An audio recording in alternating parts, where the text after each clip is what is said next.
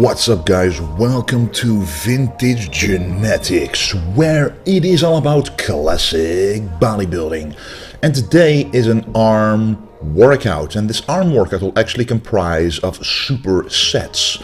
And I'm starting out with the triceps on every superset and then doing the biceps afterwards.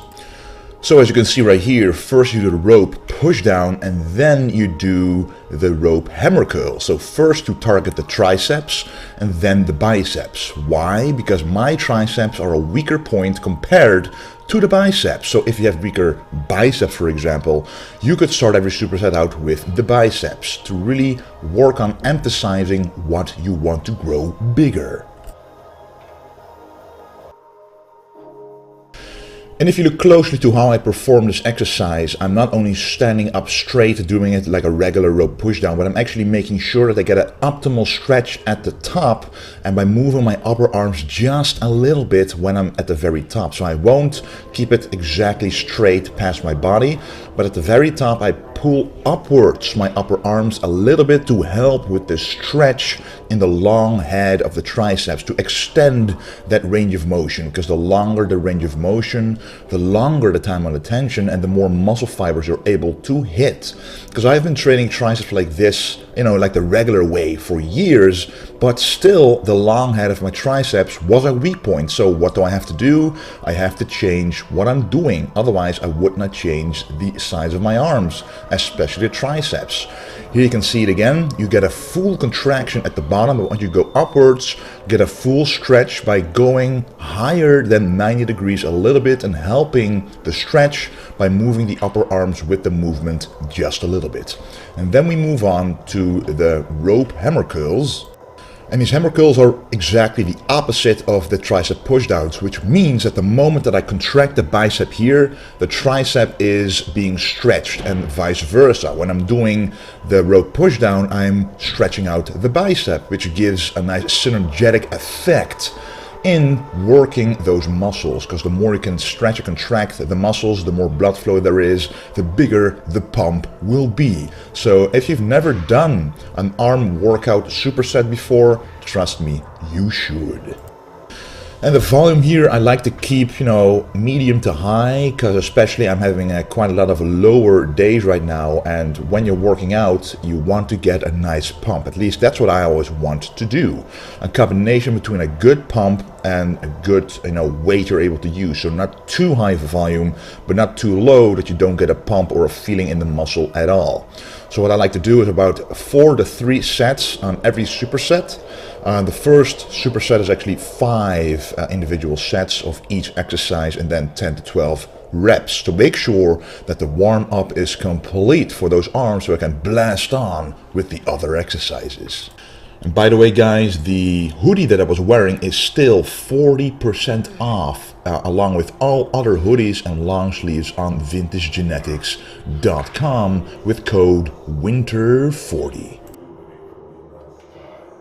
And as I am doing this exercise right here, I really am focusing on the brachialis muscle in between the bicep head and the triceps. If you look closely, you can see a bulge getting created there, getting sculpted there by this exercise.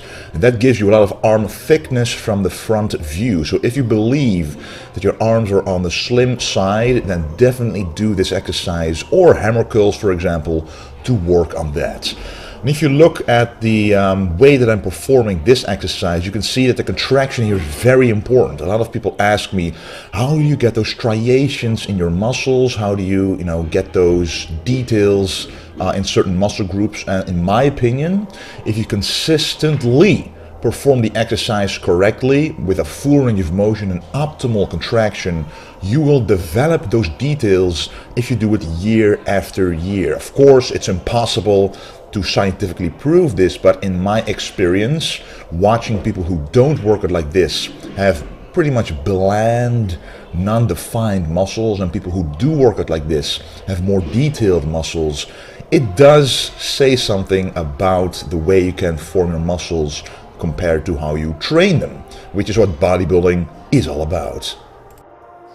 So after having warmed up the arms properly with probably like 5 to 6 sets of this first superset, we start doing the first true, real heavy exercise for the triceps. And I love this. Is one of my favorite tricep exercises for the long head. I love it. It's not just a skull crusher, or it's not just a French press, because the skull crusher will simply go to your forehead and the French press would go a little further overhead. But this time you actually move your entire upper arm, just like the first exercise where you really focus on the stretch. This time the stretch is key to making this exercise work for tricep growth. And here we combine it with alternating dumbbell curls. The contraction you get here is incredible. We just, the first bicep exercise was a hammer curl, basically a rope hammer curl. So now we want to do an exercise where we can fully contract the biceps in the most optimal way. And as I just mentioned, you can really see that the upper arms are doing a lot. They are not staying in place for the stretch, but they actually move along with the movement.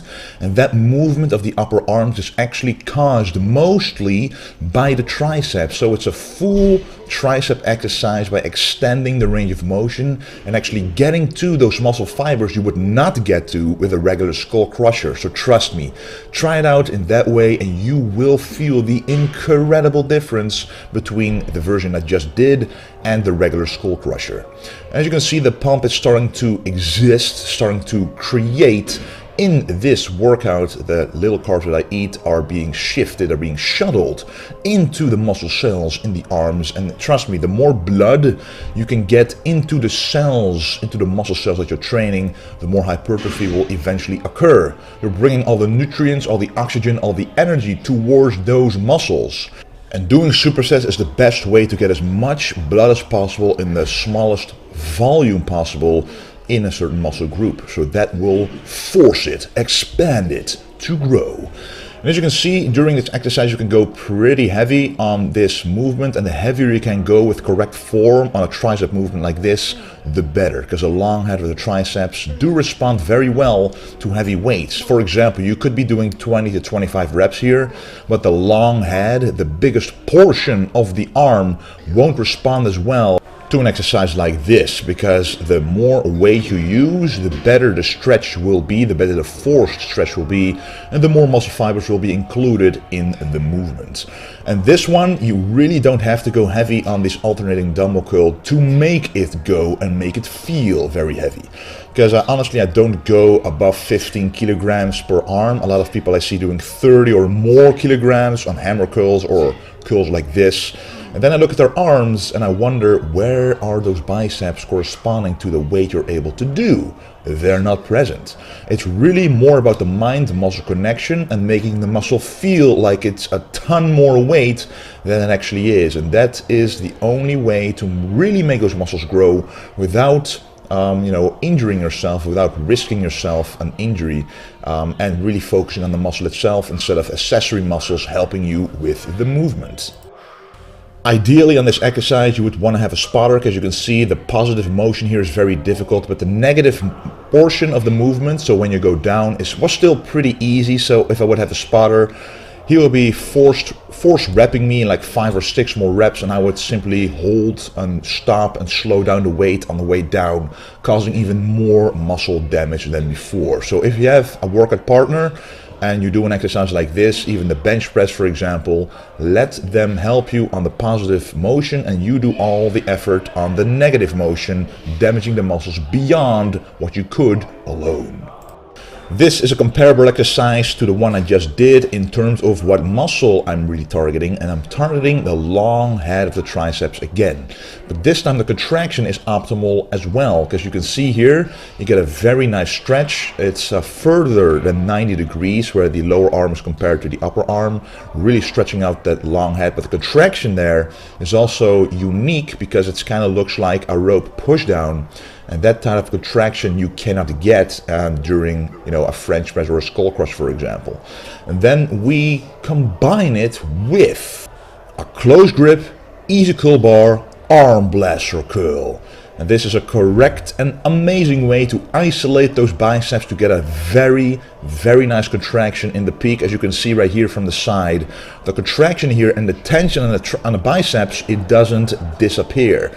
That arm blaster is available on vintagegenetics.com. I decided to get it made because personally here in the Netherlands, you cannot really get it easily. For years, you wouldn't be able to get it. And, you know, I just wanted to make my own and use it and make sure that it's up to par with what I saw at the pictures from Arnold, for example, really doing that same exercise. I just wanted to try it out, and when I did, I immediately understood why those old school bodybuilders used an exercise like this. It really does isolate the biceps more because your arms are now at an angle forward, and if they would be beside your body, the tension at the bottom would pretty much be zero. But now the tension, you know, you're basically doing a preacher curl standing up, so the tension at the bottom is still there. So there's more time on the tension, there's a better range of motion in terms of where the tension is. So in my opinion, a very different exercise from a regular easy curl bar. And also an important aspect about doing supersets, because I've been training with people who train with me who do supersets, or witnessed people do supersets, they don't treat a superset like they should be treated. So if you do an exercise, you should move as quickly as possible to the next exercise, because if you don't, if you rest in between, it isn't really a superset, but it's more two separate exercises. You want to use the incredible fresh pump you achieved from the exercise before to have a purpose for the next exercise, because the pump that I feel in the triceps now is really being utilized in the bicep movement, because the bigger the pump in the triceps is, the more stretch I feel when I contract the biceps. It's a synergetic effect that you can only truly understand if you do it yourself. And here, when you fail at the overhead rope extension, you don't have to extend your arms outwards at the end, but you simply keep your hands together to make sure that you can still do the full range of motion but without that extension. So it's basically a controlled cheat rep. You're still able to do full range of motion, but the full contraction at the end won't be possible then. But that doesn't really matter as much, because you're still able to stretch the triceps out, which to me at an extension overhead is more important than the full contraction.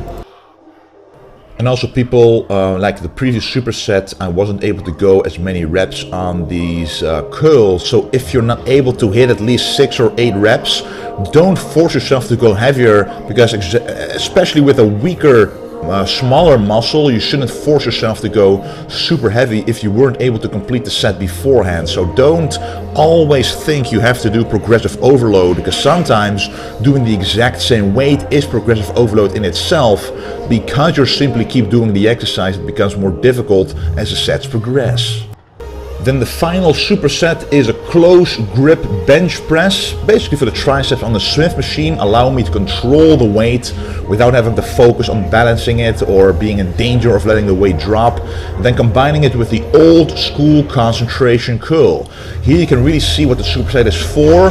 The moment I contract the bicep here, you can really see the stretch in the tricep existing. And the same goes for the Smith machine close grip bench press. As you can see right now, the moment that I push upwards completely, you can really see that the bicep is fully extended and stretched, which is what this exercise is all about. And also, I really focus on the contraction of the triceps at the top. A lot of people do this exercise with a lot of quicker reps, but it actually targets the chest a lot more. Of course, this is a compound exercise, so the chest will always help you. But to really focus on those triceps, you really have to do this movement slowly. Go downwards, feel the stretch in the triceps, and then go upwards and feel the contraction in the triceps. You won't be able to go as heavy, but don't always focus on that weight. Focus on what the muscle is supposed to feel if you want to make it grow with quality muscle fibers.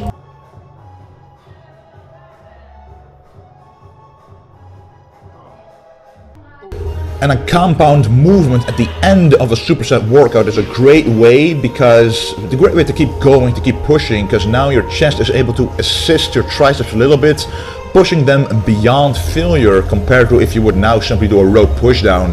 they would go to failure a lot quicker. But this movement allows other muscles in a natural way to help the triceps beyond what they would normally be able to do, making them go past failure even more, getting into those deeper muscle fibers even more than usual, which is exactly what you want. And here I'm really going to the max until basically I go to failure, and then the Smith machine actually helps me, because I don't have a spotter, to move away, to put away the weight.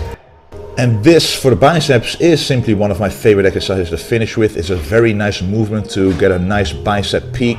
You can really, choose an exact weight. For example, if you do 8 kilograms, you can do 11 reps. Use 9 kilograms, you might be able to do 9 reps. You don't have to go up in weight with 5 kilograms at a time. So go upwards in weight as slowly as possible so you can hit failure with as many reps as you want. Right guys, that was the arm workout of the day. As you saw, it was all supersets, and every superset started out with the triceps, as that is my weaker point compared to the biceps. And the benefit of supersets is the moment that you stretch the tricep like this, and you contract the bicep, it's vice versa. So the moment you contract the triceps, you stretch the biceps. The moment you contract the bicep, you stretch the triceps, and that gives a synergy into the workout, and that allows you not to have to stretch in between the exercises, because you automatically stretch in the exercise itself. So that way you get a lot more blood in that smaller area. So if you have lacking arms, you should definitely try out superset workouts and start with the triceps, as the triceps are the biggest part of the arm. So yes, do about 4 supersets and maybe then end off with a finishing exercise, as I sometimes do. The workout shouldn't last more than an hour, because the arms aren't a large muscle group, so you don't have to nuke them with a lot of exercises. So this was just enough. Get a good pump in them, progressive overload, lots of volume, getting a good pump, a lot of blood in the muscle, and then they will grow. I want to thank you for watching. We're very close, under 4 weeks from the Arnold Classic. So it's just been an amazing time so far. The prep is going really well. Thank you for watching, and don't forget to stay